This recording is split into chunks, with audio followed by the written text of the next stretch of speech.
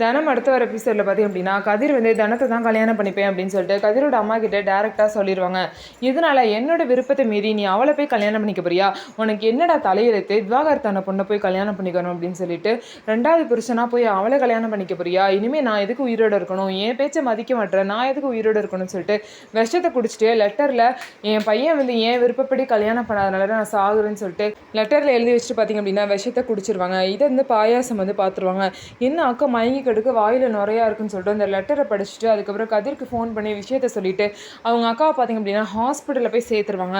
அங்கே வந்து பார்த்தீங்க அப்படின்னா தற்கொலைன்னு சொன்னால் கேஸ் எடுத்துக்க மாட்டாங்க அப்படின்னு சொல்லிட்டு இந்த மாதிரி வந்து இருமல் மருந்து நினச்சி இந்த பூச்சி மருந்து குடிச்சிட்டாங்க அப்படின்னு சொல்லிட்டு மாற்றி எப்படியோ சமாளித்து அவங்களுக்கு ட்ரீட்மெண்ட் பார்க்க வச்சுட்டு இருக்காங்க.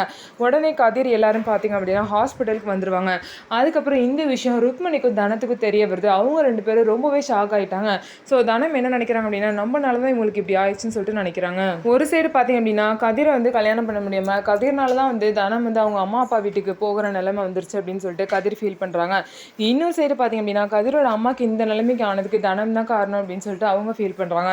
ஸோ இவங்க ரெண்டு பேரும் எல்லா போராட்டையும் தாண்டி எப்படி கல்யாணம் பண்ணிக்க போகிறாங்கன்னு சொல்லிட்டு வெயிட் பண்ணி பார்க்கலாம். நம்ம வீடியோ உங்களுக்கு பிடிச்சிருந்தா நம்ம வீடியோவை லைக் பண்ணிக்கோங்க. மறக்காமல் நம்மளோட சேனலை சப்ஸ்கிரைப் பண்ணிவிட்டு பாருங்கள்.